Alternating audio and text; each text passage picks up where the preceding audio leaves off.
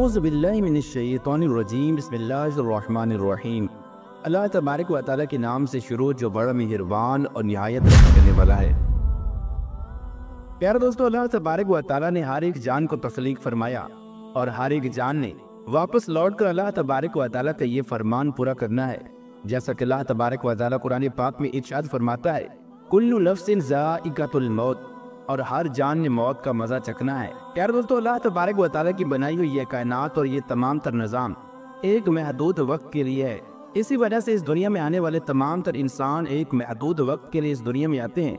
और अपनी ज़िंदगी गुजार कर वक्त पूरा होने पर मौत का मजा चखने के बाद इस दुनिया से वापस चले जाती हैं। और अल्लाह तबारक व तआला ने हर एक इंसान के लिए मौत का वक्त और जगह मुकर्रर कर रखी है और किसी भी जानदार को अल्लाह तबारक व तआला के इस हुक्म से छुटकारा हासिल न होगा यहाँ तक कि वो मौत का मजा चख ले। लेकिन आज के इस वीडियो में हम आपको बताएंगे कि इंसानों के सबसे बड़े दुश्मन शैतान को मौत कैसे आएगी और शैतान की कब्र कहाँ पर बनाई जाएगी और शैतान को कहाँ पर दफन किया जाएगा और शैतान मरदूद की रूह कौन कब्ज करेगा और शैतान मरदूद की रूह को किस तरह तड़पा तड़पा कर निकाला जाएगा और शैतान मरदूद को नज़ा के आलम में कितनी तकलीफ होगी और शैतान कितनी देर जिंदगी गुजारने के बाद मौत का मजा चखेगा।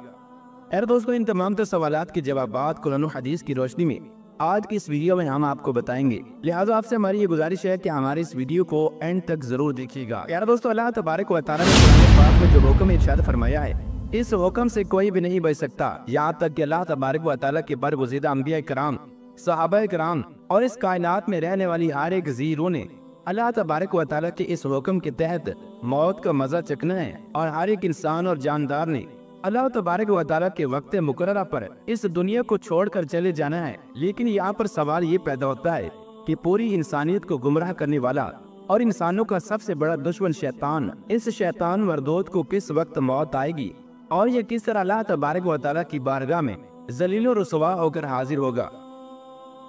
प्यारे दोस्तों, रिवायात में आता है कि जब अल्लाह तबारक व तआला ने हज़रत आदम अलैहिस्सलाम को तख्लीक फरमाया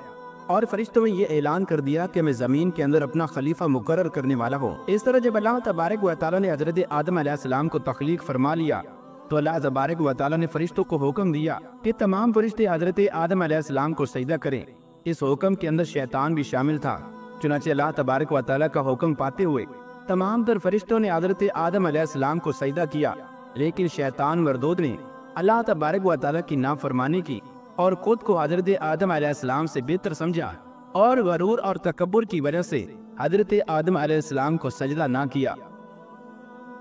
इस तरह जब शैतान मरदूद ने अल्लाह तबारक व तआला के हुक्म की नाफरमानी की तो अल्लाह तबारक व तआला ने शैतान मरदूद पर लानत फरमाई और इसको जन्नत से निकाल दिया और हमेशा हमेशा की जिल्लत और रुसवाई का तौक इसके गले में डालकर इसको क़यामत तक के लिए मरदूद करार दे दिया।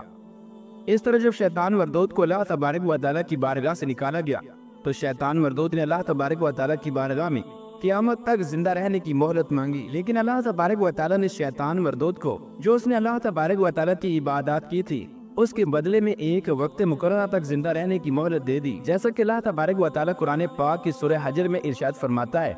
और उसने कहा कि ऐ मेरे परवरदिगार, लोगों को जिंदा किए जाने तक मुझे मोहलत अता फरमा दे। तो अल्लाह तबारक व तआला ने इरशाद फरमाया कि तुझे मोहलत दी जाती है वक्त मालूम तक के लिए। यार दोस्तों, अब यहाँ सवाल ये पैदा होता है कि वो वक्त मालूम कौन सा होगा। इस वक्त के अंदर शैतान मरदूद मौत का मजा चखेगा और शैतान मरदूद को दर्दनाक तरीके से मौत दी जाएगी और दर्दनाक तरीके से इसकी रूह निकाली जाएगी। तो इसके बारे में रिवायात में आता है कि वक्त मालूम वो वक्त होगा कि जब क़यामत की तमाम छोटी बड़ी निशानियां मुकम्मल हो चुकी होंगी। उस वक्त अल्लाह तबारक व तआला रोए ज़मीन पर रहने वाले तमाम तर मोमिनीन के बगलों के नीचे से एक प्यारी और खुशबूदार हवा चलाएगा, जिसकी वजह से इस रोए ज़मीन पर रहने वाले तमाम मोमिनीन और अहले ईमान वफात पा जाएंगे। उस वक्त इस रोए ज़मीन पर सिर्फ काफिर और मुशरिक लोग बाकी रह जाएंगे। इस तरह तमाम तर मुसलमानों की वफात के बाद 40 साल का अरसा यूं ही गुजर जाएगा और इस अरसे के दौरान कोई भी बच्चा पैदा न होगा। यानी उस वक्त इस रोए ज़मीन पर रहने वाले तमाम तर इंसान 40 साल तक जिंदा रहेंगे। उस वक्त चूँकि तमाम तर मुसलमान मर चुके होंगे, लिहाजा इस रोए ज़मीन पर उस वक्त कोई भी मुसलमान बाकी ना होगा। उस वक्त इस रोए ज़मीन पर सिर्फ काफिर और मुशरिक लोग ही बाकी रहेंगे। रिवायात में आता है कि जब तमाम तर मोमिनीन की वफात को 40 साल का अरसा गुजर जाएगा تو اس وقت اللہ تبارک و تعالی حضرت اسرافیل علیہ السلام کو پہلا سور پھونکنے کا حکم دے گا۔ چنانچہ حضرت اسرافیل علیہ السلام اللہ تبارک و تعالی کا حکم پاتے ہی پہلا سور پھونکیں گے اور یہ دنیا تباہ و برباد ہونا شروع ہو جائے گی۔ شروع میں اس سور کی آواز بہت ہی کم ہوگی، یہاں تک کہ لوگ اس آواز کو سننے کے لیے کان لگا کر سنیں گے، اور پھر یہ آواز اللہ تبارک و تعالیٰ کے حکم کے مطابق آہستہ آہستہ بڑھتی چلی جائے گی، یہاں تک کہ یہ آواز اس قدر ہولناک اور تیز ہو جائے گی کہ اس آواز کی ہولناکی کی وجہ سے لوگوں کے کانوں کے پردے پھٹنا شروع ہو جائیں گے، اور اس آواز کی ہولناکی کی وجہ سے لوگوں کے نتنوں سے پیپ بہنا شروع ہو جائے گی، اور اس کے بعد تمام تر لوگ پے در پے مرنا شروع ہو جائیں گے۔ یار دوستو، قیامت کا یہ وہ وقت ہوگا کہ جب تمام انسان اور تمام تر فرشتے اور تمام تر جنات مر جائیں گے، اور یہ وہ وقت ہوگا کہ جب شیطان مردود بھی موت کا مزہ چکھے گا، اور یہ وہ وقت ہوگا کہ جب پوری دنیا کو گمراہ کرنے والا اور پوری دنیا کو اللہ تبارک و تعالیٰ کی راہ سے دور کرنے والا شیطان مردود بھی موت کا مزہ چکھے گا، اور یہی وہ وقت ہوگا کہ جب شیطان مردود کی زندگی کا وقت ختم ہو جائے گا اور شیطان مردود کو بھی موت آئے گی۔ پیارے دوستو، اس طرح جب قیامت قائم ہو جائے گی اور تمام تر مخلوقات مر جائے گی، تو اس کی 40 سال بعد اللہ تبارک و تعالیٰ حضرت اسرافیل علیہ السلام کو زندہ فرمائے گا اور ان کو دوبارہ سے سور پھونکنے کا حکم دے گا۔ تو حضرت اسرافیل علیہ السلام اللہ تبارک و تعالیٰ کے حکم سے دوبارہ سور پھونکیں گے، اور اللہ تبارک و تعالیٰ کے حکم سے تمام تر مخلوق دوبارہ زندہ ہو جائے گی، اور تمام مردے دوبارہ زندہ ہو جائیں گے، اور اس کے بعد میزان لگایا جائے گا۔ یعنی جب پہلا سور پھونکا جائے گا تو شیطان مردود کو موت آ جائے گی، اور جب دوسرا سور پھونکا جائے گا تو پہلے اور دوسرے سور کے درمیان 40 سال کا وقفہ ہے، اور اس 40 سال کے وقفے کے دوران شیطان مردود موت کی نیند سوتا رہے گا، اور اس طرح 40 سال موت کی نیند سونے کے بعد شیطان مردود کو قیامت کے دن دوبارہ سے زندہ کیا جائے گا اور اس کو دوبارہ اٹھایا جائے گا۔ پیارے دوستو، بات کرتے ہیں کہ موت کے وقت شیطان مردود کی روح کو کون قبض کرے گا، اور یہ 40 سال کا عرصہ کہاں پر مردہ حالت میں گزارے گا، اور اس 40 سال کے عرصے کے دوران اس کی قبر کہاں پر بنائی جائے گی۔ اس کے بارے میں روایات میں آتا ہے کہ حضرت کعب بن احبار رضی اللہ تعالی عنہ بیان فرماتے ہیں کہ جب حضرت آدم علیہ السلام کی وفات کا وقت قریب آیا تو حضرت آدم علیہ السلام نہایت ہی غمگین ہو گئے، اور حضرت آدم علیہ السلام اللہ تبارک و تعالیٰ کی بارگاہ میں عرض کرنے لگے کہ یا رب العالمین، میری موت کی وجہ سے میرے ازلی دشمن شیطان مردود کو بہت خوشی ہوگی، کیونکہ آج میں مرنے والا ہوں اور شیطان مردود قیامت تک زندہ رہے گا۔ چنانچہ اسی وقت ملک الموت علیہ السلام حضرت آدم علیہ السلام کی بارگاہ میں حاضر ہوئے، اور حضرت آدم علیہ السلام سے عرض کرنے لگے کہ اے حضرت آدم علیہ السلام،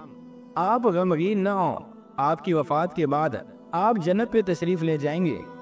جبکہ شیطان مردود قیامت تک اس دنیا کے اندر ذلیل ہوتا رہے گا، اور پھر قیامت سے 40 سال پہلے اس کو ایسی دردناک موت آئے گی کہ وہ پوری دنیا کے انسانوں جتنی موت کی تکلیف کو برداشت کرے گا،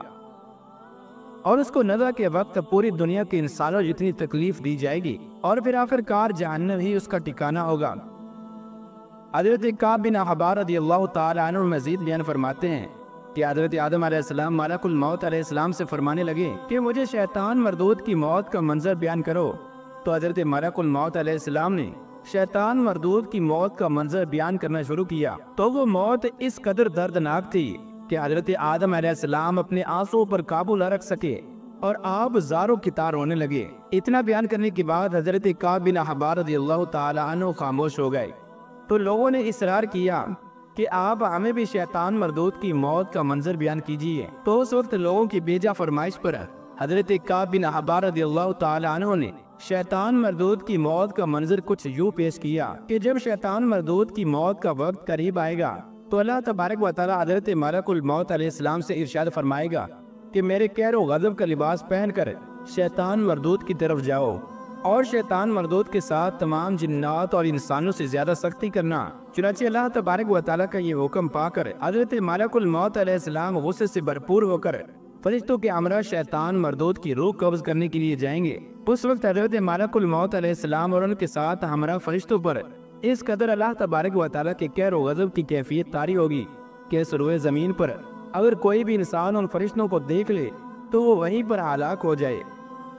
پیارے دوستو، جب حضرت ملک الموت علیہ السلام اللہ تبارک و تعالیٰ کے قہر و غضب کا لباس پہن کر شیطان مردود کے پاس پہنچیں گے تو اس وقت شیطان مردود داڑے مار مار کر روئے گا۔ پھر شیطان مردود کو نزع کے عالم میں موت کی تکلیف دی جائے گی، جو کہ تمام جنات اور انسانوں کی تکلیف کے برابر ہوگی۔ خیر دوستو، شیطان مردود کو نزع کے عالم میں اس قدر تکلیف دی جائے گی کہ وہ اس تکلیف سے گھبرا کر کبھی مشرق کی جانب بھاگے گا تو کبھی مغرب کی جانب، لیکن اس بدبخت کو کہیں پر بھی چھپنے کی جگہ نہ ملے گی۔ شیطان مردود جہاں بھی جائے گا ہر طرف اپنے سامنے ملک الموت علیہ السلام کو پائے گا۔ یہ شیطان مردود موت سے بچنے کے لیے سمندر کے اندر چھپنے کی کوشش کرے گا، لیکن سمندر بھی اس کو اپنے اندر چھپنے نہ دے گا۔ پھر یہ شیطان مردود موت سے بچنے کے لیے آسمان کی طرف بھاگے گا، تو وہاں پر بھی اللہ تبارک و تعالیٰ کے مقررہ فرشتے اس کو آگ کے کوڑے ماریں گے۔ پھر یہ شیطان مردود موت کے ڈر سے بھاگتا ہوا حضرت آدم علیہ السلام کی قبر کے پاس آئے گا اور حضرت آدم علیہ السلام سے مخاطب ہو کر کہے گا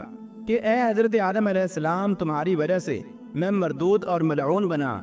کاش کہ تم پیدا ہی نہ ہوتے۔ پیار دوستو، اس کے بعد شیطان مردود حضرت ملک الموت علیہ السلام سے عرض کرے گا کہ کتنی سختی اور تکلیف کے ساتھ تم میری روح قبض کرو گے؟ تو حضرت ملک الموت علیہ السلام فرمائیں گے کہ جتنے لوگ جہنم میں ہیں ان تمام تر لوگوں سے کہیں زیادہ سختی اور تکلیف کے ساتھ تیری روح نکالی جائے گی۔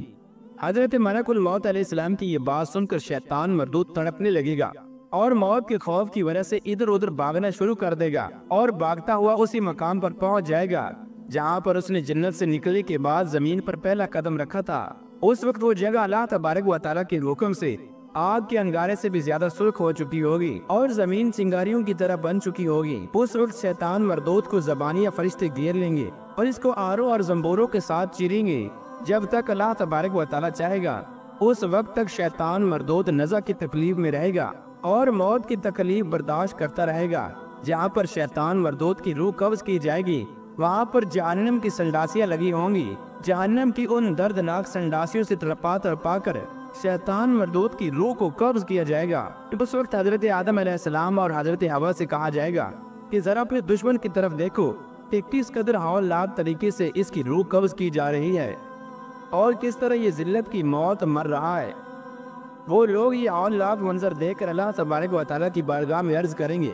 کہ یا رب العالمین، تو نے ہم پر اپنی نعمتیں مکمل فرما دی۔ اس وقت انہی جہنمی گڑھوں کے اندر شیطان مردود 40 سال تک مردہ حالت میں رہے گا اور جہنم کی اسی مقام کے اندر شیطان مردود کی قبر بنائی جائے گی۔ یا دوستو، اس طرح اللہ تبارک و تعالیٰ شیطان مردود کو دنیا کی سب سے عبرتناک موت عطا فرمائے گا اور اس روئے زمین پر رہنے والے تمام تر انسانوں اور تمام تر جنات سے کہیں زیادہ اس کو موت کی تکلیف دی جائے گی، اور اس طرح شیطان مردود تڑپ تڑپ کر ہلاک ہو جائے گا اور پوری دنیا کو گمراہ کرنے والا شیطان مردود ہمیشہ ہمیشہ کے لیے واصل جہنم ہو جائے گا، اور جہنم کے اندر بھی شیطان مردود کو تمام جہنمیوں کے عذاب کے برابر اس کو دردناک عذاب دیا جائے گا۔